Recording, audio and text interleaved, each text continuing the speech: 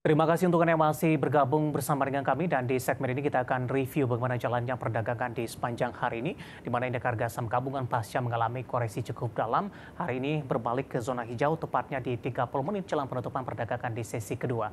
Dan saat ini kami sudah terhubung melalui Zoom bersama dengan Bapak Khori Agung Ramdhani selaku Customer Engagement and Education Unit Head BRI Dana Reksa Sekuritas ini. Dan kami juga ingatkan kembali Anda masih bisa bergabung di WhatsApp interaktif kami untuk bertanya secara langsung terkait dengan portofolio Anda sampai sejauh ini di 0812 di 8788 di 3723 seperti yang tertera di layar televisi Anda nantinya.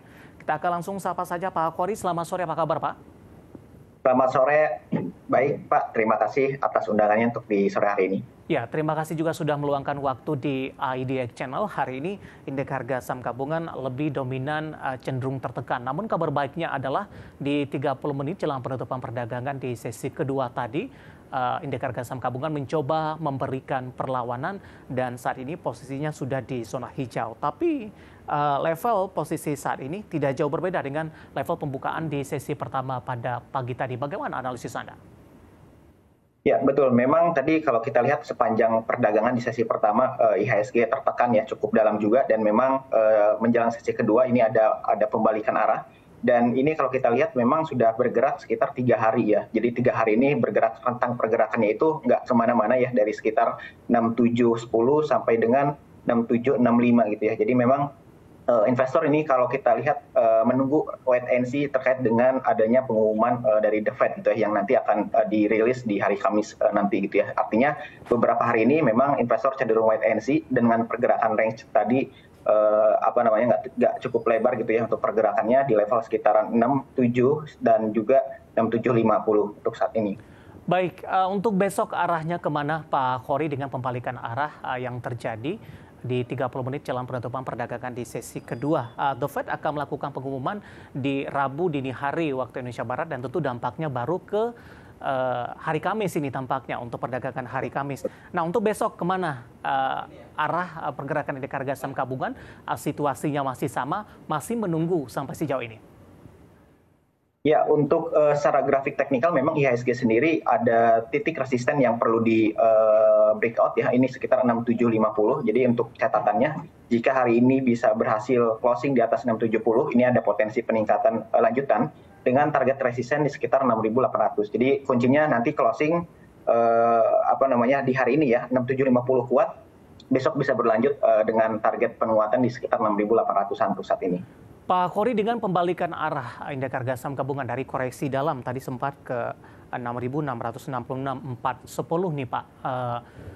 Apa yang bisa kita cermati di sini? Apakah ada rasa optimisme besok indeks harga saham gabungan akan melanjutkan penguatan kembali, terutama ketika sesi pertama dibuka, Pak Khori?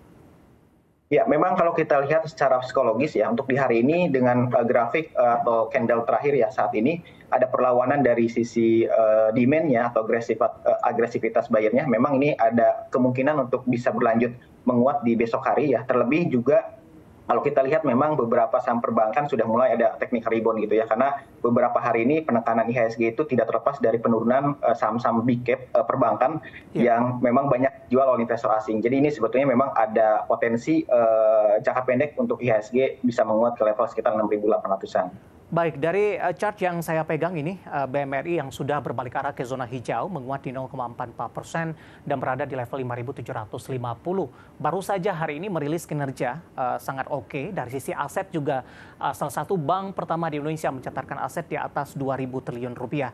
Bagaimana untuk pergerakan esok hari untuk BMRI yang tadi sempat menguat signifikan ke 5850, Pak Khori? Ya, untuk saham BMRI ya, memang mayoritas penurunan IHSG ini faktor utamanya sebetulnya dari eksternal gitu ya, dari kondisi ekonomi secara global ya. Ini terkait dengan kenaikan tingkat suku bunga dan juga penurunan nilai tukar rupiah gitu ya. Sehingga sebetulnya memang kalau dari informasi di dalam negeri ini masih cukup baik, terlebih dengan rilis kinerja keuangan salah satu di Bank Mandiri gitu ya. Nah, untuk saat ini Bank Mandiri sendiri bergerak di atas supportnya, support yang saat ini di saham BMRI itu sekitar 5675. Jadi sebetulnya selagi masih di atas support 5675, potensi BMRI ini masih bisa mengejar ke level resisten sekitar 6.000 sampai 6.200 gitu ya. Jadi kita bisa cermati pergerakan BMRI dengan support 56.000 saat ini. Baik, pembalikan arah tampaknya juga ditopang oleh Gotoh dari teknologi, berbalik arah menguat di 7,14%, sudah berada di level Rp60 per saham. Telkom hari ini juga ikut menjadi penopang 2,34% dan sudah berada di atas level 3.500-an kembali. Nah, dari pergerakan saham-saham big cap yang berbalik arah, nah yang cukup menarik dari sisi sektoral, Pak Khory, di sesi pertama pada siang tadi, properti ini mengalami penguatan di tengah tekanan indeks harga saham gabungan, di mana posisi itu IHSG belum berbalik arah. Dari sisi fundamental, rilis kinerja dari beberapa emiten ini masih cukup solid di kuartal ketiga. Meskipun secara keseluruhan, saham-saham properti tidak serempak, tidak semuanya mengalami penguatan. Analisis Anda?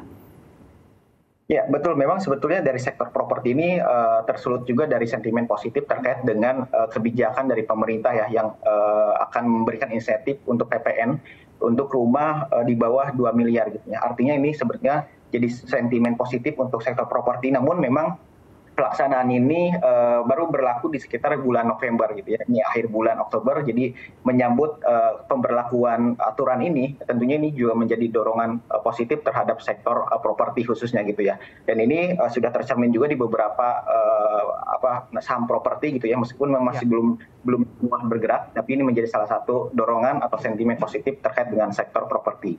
Baik, di tengah kebijakan suku bunga tinggi versus dari kebijakan PPN ini, apakah ini juga akan mengimbangi nantinya untuk prospek ke depannya, Pak Khory, atau kebijakan suku bunga tinggi masih memberatkan properti sampai sejauh ini? Singkat saja, Pak. Ya, sebetulnya memang ini antisipasi juga ya kenaikan tingkat suku bunga dengan memberikan insentif PPN, tentunya ini akan mendorong konsumsi masyarakat ya, terutama dari kredit rumah. Nah, ini tentunya akan menyasar segmen menengah ke bawah gitu ya, karena memang untuk insentif ini PPN-nya akan digratiskan sebesar 100% gitu, dan ini jangka waktu sampai di tahun depan gitu. Baik, kita akan coba ulas dari beberapa saham properti yang hari ini mengalami penguatan yang cukup signifikan. Apakah didukung dari sisi volume, penguatannya hanya akan berlangsung sesaat saja, atau masih ada ruang penguatan ke depannya? Kita yang pertama untuk SMRA terlebih dahulu, Pak Khory, untuk Summarecon yang hari ini mengalami penguatan di atas 4%, Pak Khory. Didukung dari sisi volume tidak, Pak? Kemudian arahnya, jangka pendek dan menengah untuk SMRA? Ya, untuk saat ini memang pergerakan SMRA sendiri didukung oleh volume yang meningkat di atas rata-rata volume 20 hari ya untuk di hari ini, dan juga target jangka pendeknya ini paling tidak ke level sekitar 560 ya untuk terdekatnya, dan juga jangka menengahnya di angka sekitaran Rp600 gitu ya. Ini resisten kedua untuk saham SMRA, tapi secara tren sebetulnya memang masih bearish, masih downtrend, jadi perlu kita konfirmasi terlebih dahulu dengan catatan bisa mencapai di level sekitar 560, next-nya berlanjut ke level 600 untuk target yang kedua. Rekomendasi yang sudah ambil posisi, sudah profit, kemudian yang baru akan berpartisipasi, Pak Khory? Ya, sebetulnya ini masih bisa mengikuti gitu ya, karena memang masih bergerak di bawah 540, karena ini level resisten terdekatnya. Jadi masih dalam range pembelian untuk saham SMRA, jika belum punya bisa menambah posisi di SMRA ini untuk saat ini. Baik, dari Summarecon kita beralih ke emiten properti lainnya, ada CTRA, Ciputra Development Tbk. Hari ini juga menguat di 4,23%, ditutup di level 1.110. Bahkan di menit-menit terakhir di jelang penutupan perdagangan sesi kedua hari ini, saham CTRA ditarik kuat ke atas ini di 1.110, dan tampaknya ini merupakan level tertingginya di sepanjang perdagangan hari ini. Analisis Anda? Iya, betul. Untuk kalau kita lihat memang secara grafik saham CTRA sendiri hari ini mampu breakout dari level moving average 60 hari ya, resisten terdekat itu di sekitar 1070 dan closing 1110 ya untuk saat ini. Kalau kita lihat secara volume juga meningkat signifikan ya, di atas rata-rata. Kalau ditarik ke belakang sebetulnya peningkatan volume ini terjadi dari semenjak bulan Mei gitu ya. Jadi cukup lama pergerakan volumenya gitu ya. Jadi CTRA ini kenaikannya didukung dengan volume yang cukup signifikan, dengan target peningkatan terdekat itu di level 1150 untuk saat ini. Oke, masih direkomendasikan buy yang baru ingin entry dengan penguatan yang terjadi, Pak Khory?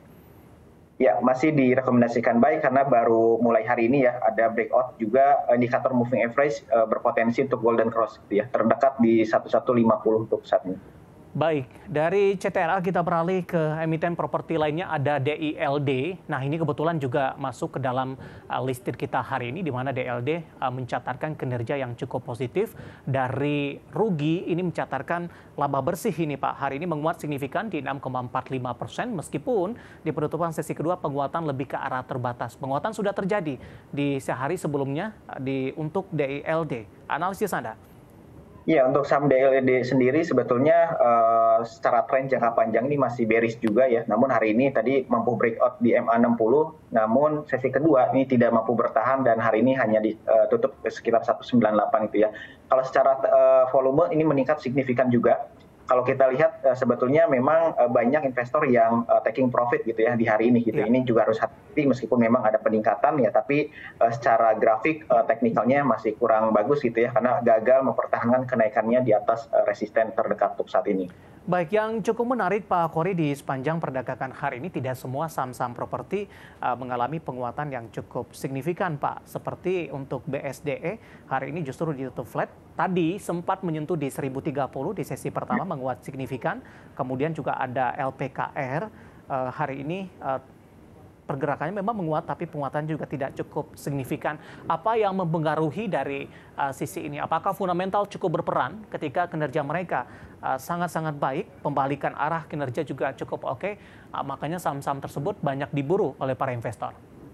Ya, betul. Memang fokus investor saat ini selain secara teknikal gitu ya. Jadi memang sentimen pasar termasuk juga dari rilis kinerja keuangan ataupun proyek-proyek yang memang akan dilakukan ya di kedepannya. Itu menjadi salah satu keputusan investasi investor gitu ya. Saat ini pergerakan yang signifikan di saham-saham properti ya ini pasti di belakangnya ada story terkait dengan sentimen yang memang ada gitu ya terkait dengan kinerja keuangan ataupun sentimen-sentimen mengenai proyek yang akan dijalankan di kedepannya. Baik, analisis untuk saham-saham properti yang hari ini mengalami penguatan, meskipun dari beberapa saham big cap lainnya berbalik arah di 30 menit jelang penutupan perdagangan di sesi kedua hari ini.